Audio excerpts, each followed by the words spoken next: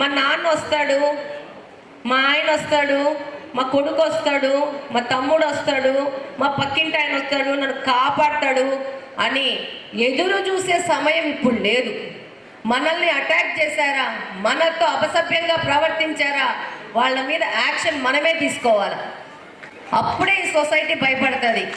ఏమి ఉందని, ఏమి అహంకారం ఉందని ఒక మహిళను, నేను ఎమ్మెల్యేగా పోటీ చేస్తున్నానో, ఒక సాధారణ రిక్షా కార్మికుడి భార్యనో, వాట్ ఎవర్, ఎందుకు మాట్లాడగలిగినాడు ఆ వ్యక్తి?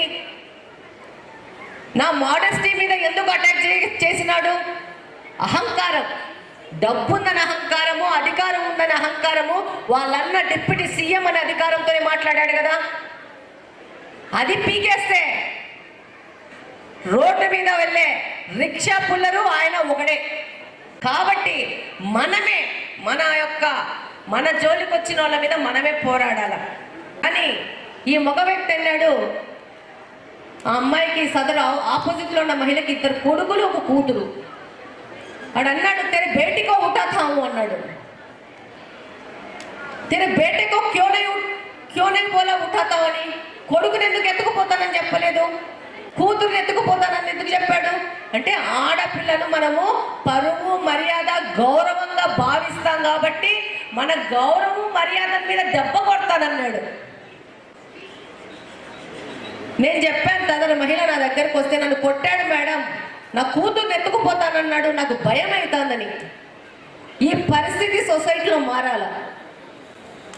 నేను చెప్తున్నాను, ఒక ఆడపిల్లని ఎత్తుకుపోతున్నానని మాట్లాడాడంటే వాటి మీద ఎంత కఠినమైన శిక్షలు వెయ్యాలో అంత పెద్ద కఠినమైన శిక్షలతో సహా వాళ్ళ మీద కేసులు రిజిస్టర్ చేయాలా. దీనికి పోలీస్ డిపార్ట్మెంట్ కంప్లీట్గా దీనికి సహకరించాలా. ఎస్పీ గారు మీకే చెప్తున్నాను, ఎందుకు ఆ ధైర్యం వచ్చింది? ఏం ఆడపిల్ల అయితే పైకి వస్తుంది అంటున్నా? ఆడపిల్ల అయితే భయపడతారనుకుంటున్నా? ఏం మోపిల్లోని ఎత్తుకుపోడంటనా? ఆ పిల్లోడు మాట్లాడితే వాళ్ళ నాయకుడు సపోర్ట్ చేస్తాడు.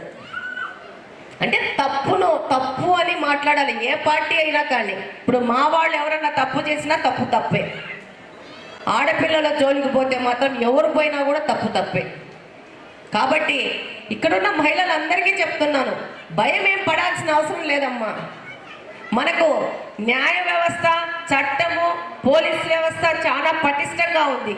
మీరేదో భయపడిపోయేసి అతనేదో అంటాడు, అతనేదో చేసేస్తాడు అనే భయం పెట్టి మీరు ఒక అడుగు వెనక్కి తీసుకున్నారంటే మీ భయమే వాళ్ళ చేతుల్లో ఉన్న వెపన్, ఆయుధం అదే. మీరు ఆ ఆయుధాన్ని వాళ్ళకి ఇవ్వద్దండి, మీ చేతుల ద్వారా ఇస్తున్నారు. ఈ మధ్యన ఒక చిన్న కేసు వచ్చింది మన కడపలోనే, చిన్న ఫైనాన్షియల్ డిస్టర్బెన్స్.